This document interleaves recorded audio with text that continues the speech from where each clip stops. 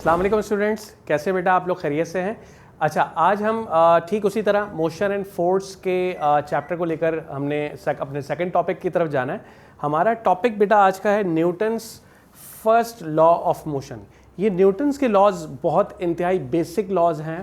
Physics की बुनियाद रखने में न्यूटन्स ने बहुत काम किया और ये इस तरह के लॉज ऐसे प्रिंसिपल हैं जो आज तक आप जो है अपने एक्सपेरिमेंट्स को इन्हीं लॉज के बदौलत आप परफॉर्म कर रहे होते हो।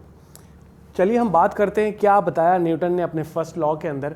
न्यूटन ने बेसिकली 3 लॉज पेश किए थे, Newton first law of motion, Newton second law of motion and Newton third law of motion. हम अपने इस आज के इस लेक्चर के अंदर हम न्यूटन के फर्स्ट लॉ ऑफ मोशन को डिस्कस करेंगे और देन फिर बात करेंगे न्यूटन के सेकंड लॉ पर और फिर उसके बाद न्यूटन के थर्ड लॉ ऑफ मोशन पर।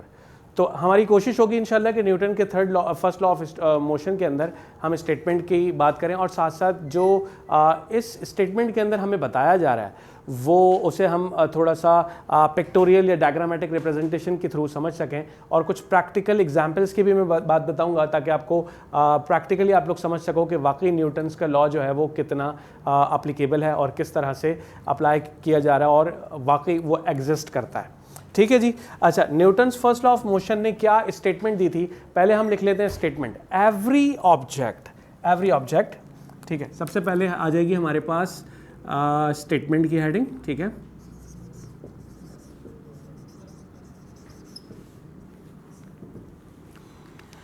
क्या स्टेटमेंट दी Newton first law of motion ने? Every object continuous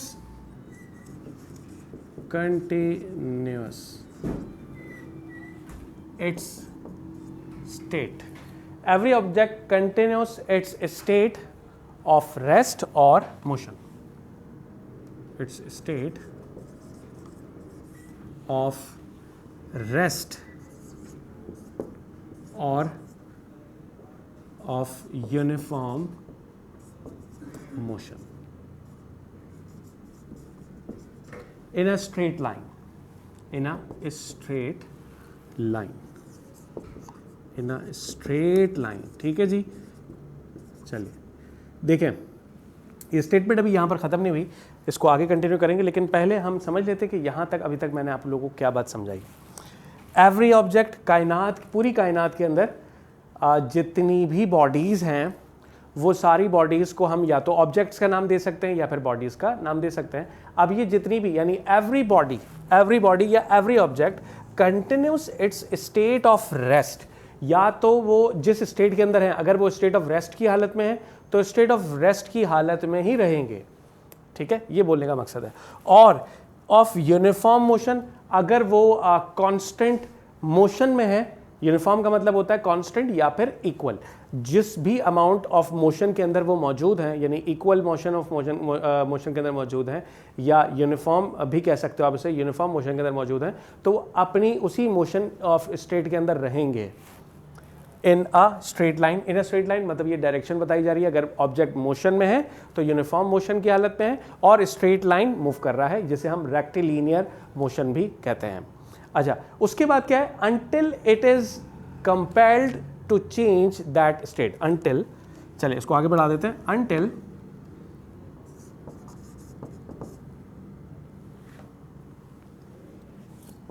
it is compelled to change, क्या बताया? Until it is compelled to change that state,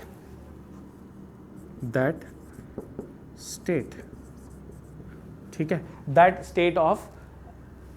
state by force imposed on it, by force imposed on it। ठीक है।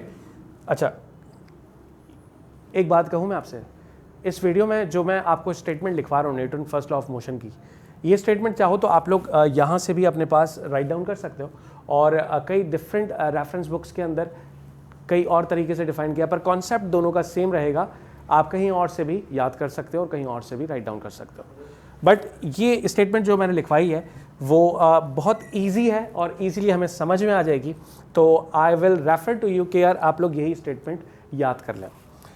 हमने यहाँ तक बात कर ली थी कि कायनात में मौजूद जितने भी ऑब्जेक्ट्स या जितनी भी बॉडीज़ होती हैं, ये अगर स्टेट ऑफ रेस्ट की हालत में मौजूद हैं तो स्टेट ऑफ रेस्ट की हालत में ही रहेंगी।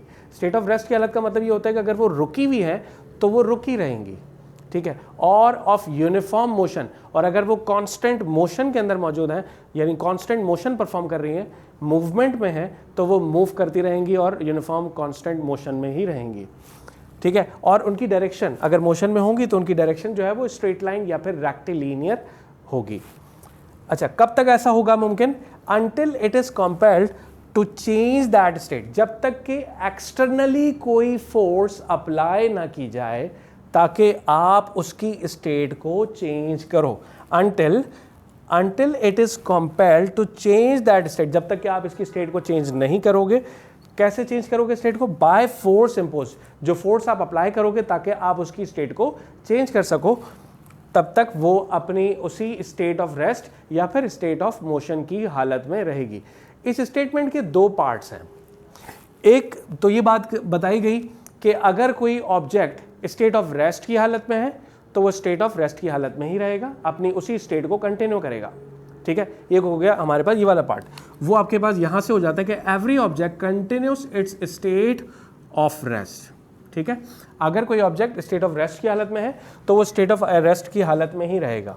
दूसरी बात, या अगर ये भी कहो कि अगर वो स्टेट ऑफ मोशन की हालत में है तो स्टेट ऑफ मोशन की हालत में ही रहेगा, और स्टेट ऑफ मोशन की हालत में उसकी डायरेक्शन स्ट्रेट लाइन होगी, तो वो अपनी इसी स्ट्रेट लाइन ऑफ मोशन को परफॉर्म करता रहेगा।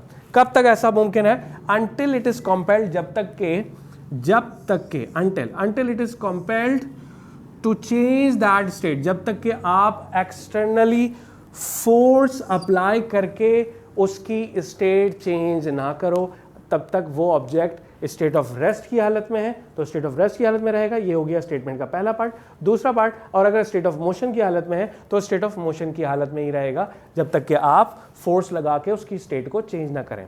चलिए अब बात करते हैं एग्जाम्पल्स की, कि ये बात हमने समझ तो ली है कि Newton first law of motion होता क्या है। मैंने बात कर ली कि अगर हमारे रूम में अगर एक टेबल रखा हुआ है तो उस टेबल पर अगर कोई बुक रखी हुई है तो वो अपनी उस बुक जो है उस टेबल पर मौजूद रहेगी।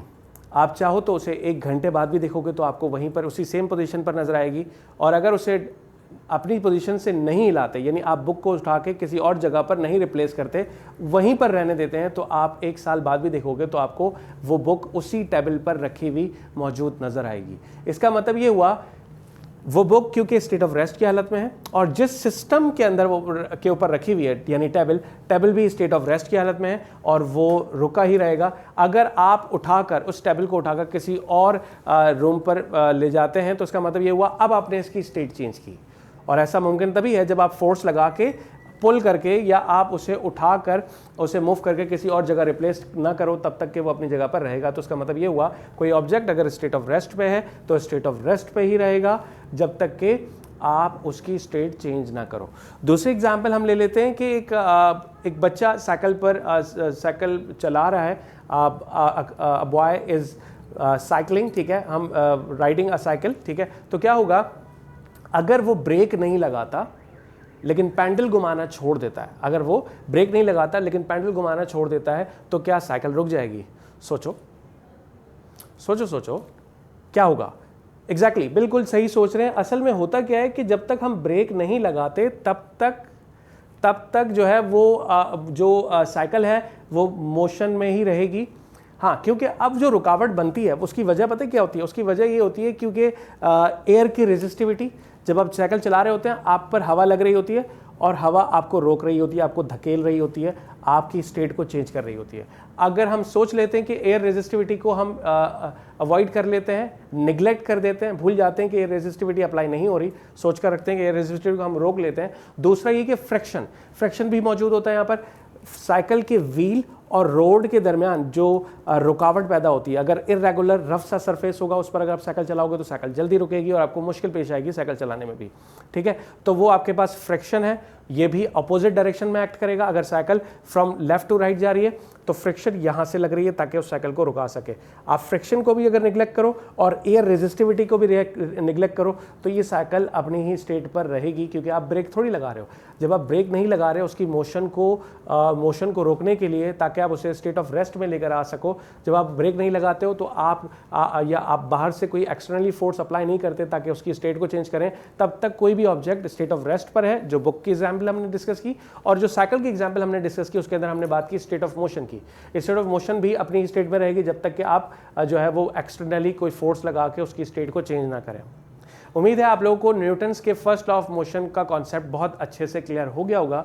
इंशाल्लाह हम नेक्स्ट अपने इस लेक्चर के अंदर न्यूटन के सेकंड लॉ को डिस्कस करेंगे। तब तक के लिए अपना बहुत सारा ख्याल रखिएगा। अल्लाह हाफ़िज़।